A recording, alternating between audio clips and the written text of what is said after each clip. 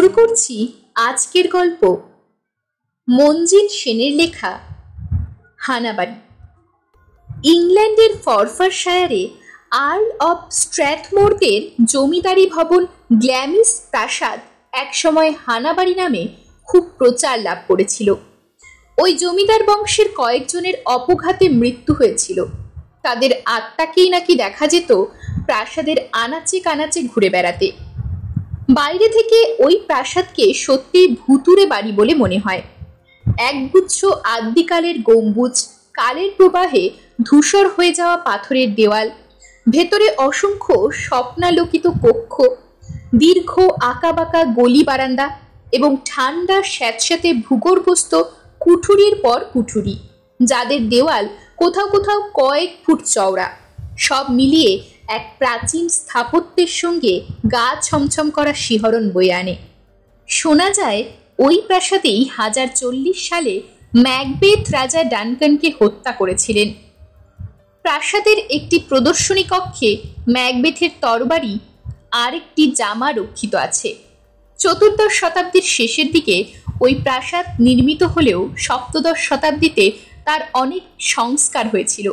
নতুন নতুন দালান কোঠা, গলি বারান্দা আর বড় বড় পাথরের চাইয়ের আগুন চুল্লি নির্মিত হয়েছিল। ওই জায়গাটার ইতিহাসও খুব প্রাচীন।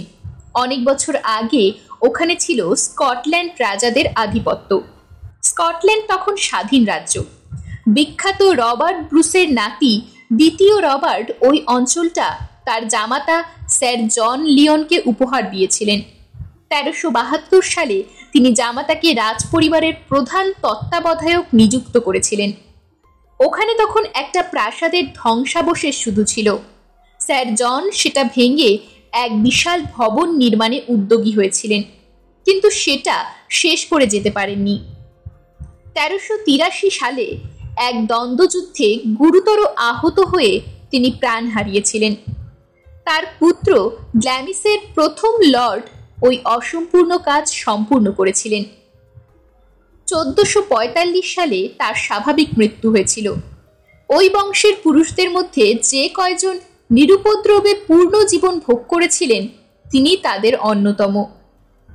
তার বংশধর গ্ল্যামিসের দ্বিতীয় লর্ড অল্পদিনেই দুর্জন হিসেবে কুখ্যাত হয়েছিলেন। তিনি ছিলেন মদ্যপ এবং জুয়ারি। দুষ্ট জমিদার নামে তাকে অভিহিত করা হতো। প্রায় 100 বছর পরে গ্ল্যামিসের ষষ্ঠ লর্ড জন তার অসামান্য সুন্দরী তরুণী ভার্জা জেনেট ডগলাসের সঙ্গে ওই ভবনে বাস করেছিলেন। জেনেটের রূপের খ্যাতি সমস্ত স্কটল্যান্ডে ছড়িয়ে পড়েছিল, কিন্তু একদিন স্যার জনকে অন্দরমহলের একটি ঘরে পাথরের মেঝের উপর মৃত অবস্থায় পড়ে থাকতে দেখা গেল। তাকে বিষ খাইয়ে মেরেছেন এই অভিযোগে জেনেটের বিচার হয়েছিল, কিন্তু তার বিরুদ্ধে উপযুক্ত প্রমাণ না থাকায় তিনি মুক্তি পেয়েছিলেন। 6 বছর পরে আবার তাকে দাঁড়াতে হলো কাঠগড়ায়। এবার তার বিরুদ্ধে অভিযোগ আরও মারাত্মক।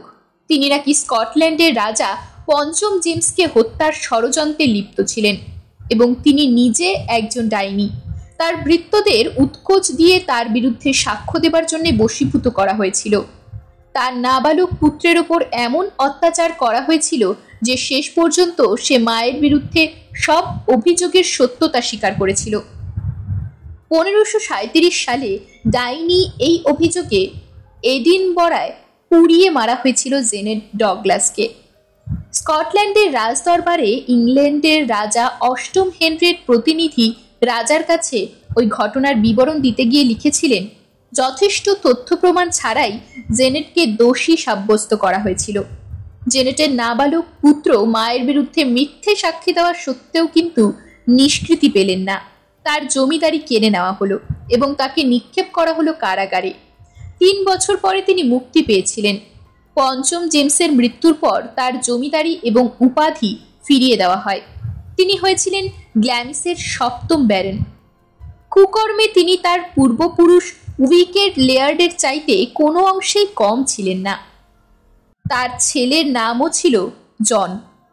বংশের ধারা বজায় রেখে সেও মেতে উঠেছিল অসংযত জীবনে।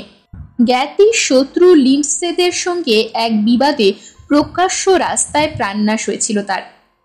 1660 সালে প্যাট্রিক লিওনের হাতে এলো ওই জমিদারি।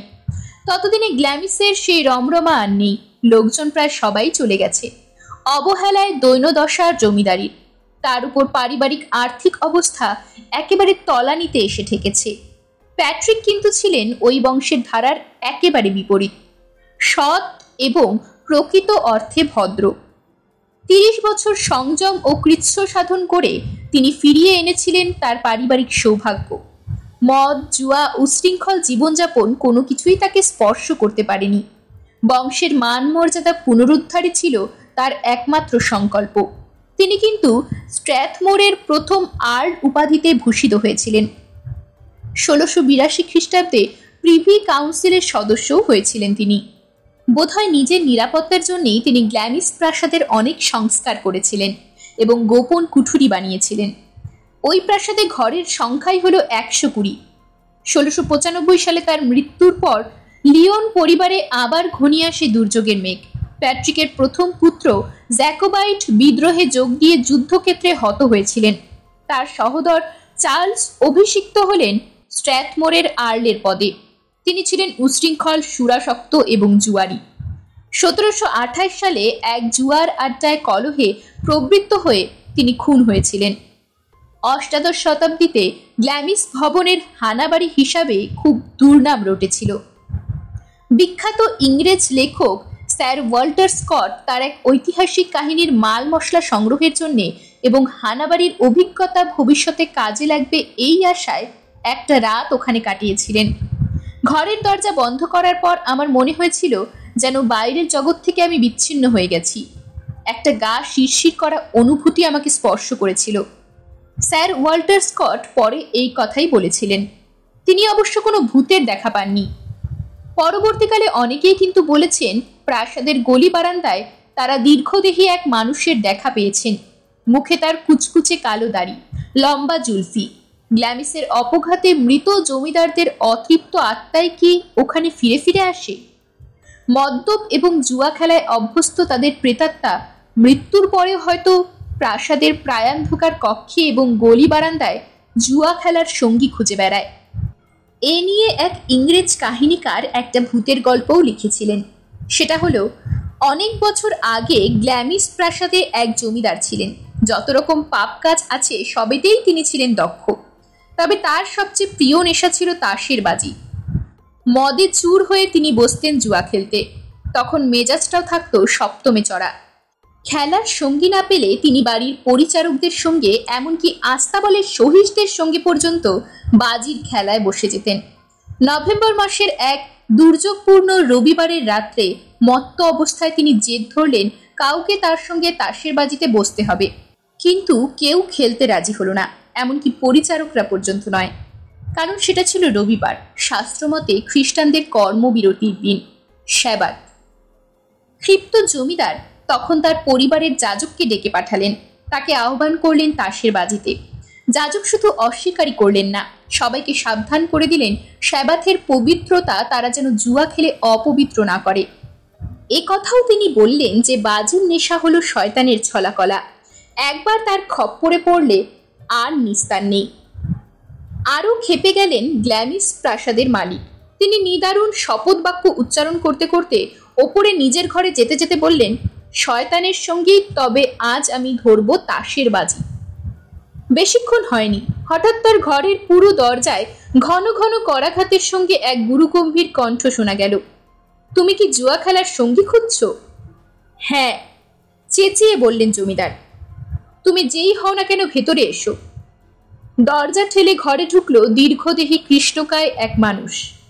আগন্তুকের পায়ে হাঁটু পর্যন্ত লম্বা একটা কালো কোট, মাথায় একটা কালো টুপি, প্রায় আধ হাত উঁচু। আগন্তুক ঘরে ঢুকেই দরজা বন্ধ করে দিল। তারপর চেয়ার টেনে বসলো জমিদারের মুখোমুখি। জমিদার ভবনে নেমে এলো আতঙ্কের ছায়া। একটা কি হয় ভাব। ভীত পরিচারকরা নিঃশব্দে ওপরে উঠে ওই ঘরের সামনের গলি বারান্দায় ভিড় করলো। ভেতর থেকে তাদের কানে ভেসে আসছিল অশ্রাব্য গালিগালাজ।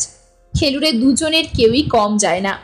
যতই খেলা এগোচ্ছিল, কটূক্তি আর গালি বর্ষণ যেন তীব্রতর হচ্ছিল।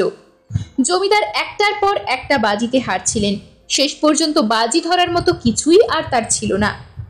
তখন তিনি আগন্তুক যা নিয়ে খুশি হবে তাই দেবেন বলে অঙ্গীকার পত্রে সই করে দিলেন। এদিকে তার পরিচারকদের যে প্রধান, সে ভেতরে কি হচ্ছে দেখবার জন্যে দরজার চাবির গর্তে একটা চোখ রেখেছিল। সঙ্গে সঙ্গে একটা আগুনের ঝলকে সে যন্ত্রণায় মাটিতে লুটোপুটি খেতে লাগলো। তার চোখের চারপাশে একটা পোড়া দাগ। দরজা খুলে গেল আর জমিদার বেরিয়ে এসে তার উপর নজরদারি করবার জন্য যাচ্ছে তাই ধমকালেন তাদের। কিন্তু ঘরে ফিরে সেই আগন্তুককে তিনি আর দেখতে পেলেন না। সেই সঙ্গে তার স্বাক্ষরিত অঙ্গীকার পত্রটাও উধাও। হেরে গেলে তার আত্মার মালিক হবে আগন্তুক, এই মর্মে তিনি অঙ্গীকার পত্রে সই করেছিলেন। জমিদারের মুখ বিবর্ণ হয়ে গেল। তিনি বুঝতে পারলেন তার সঙ্গে খেলতে এসেছিল স্বয়ং শয়তান। সে দরজার দিকে পেছন ফিরে বসেছিল। দরজার দিকে না তাকিয়েই সে বলে উঠেছিল, ওই চোখটাকে যন্ত্রণা দাও। আর তক্ষুনি ঘরের মধ্যে বিদ্যুতের মতো আলো ঝলসে উঠে দরজার চাবির গর্তে ছিটকে পড়েছিল। তাতেই আহত হয়েছিল হতভাগ্য বাটলার। সেই শয়তানের কাছেই তিনি বন্ধক রেখেছেন তার আত্মা। ওই জমিদার আরো 5 বছর বেঁচেছিলেন। মৃত্যুর পর নভেম্বর মাসের প্রত্যেক সেবাথের রাত্রে তার প্রেতাত্মা ওই ঘরে ফিরে এসে শয়তানের সঙ্গে তাসের বাজিতে বসত। শয়তানের হাত থেকে নিজের আত্মা ফিরিয়ে আনার জন্যে তাকে বসতে হতো তাসের বাজিতে। সেই সময় ওই ঘর থেকে ভেসে আসতো চিৎকার, চেঁচামেচি আর অশ্রাব্য গালাগালি।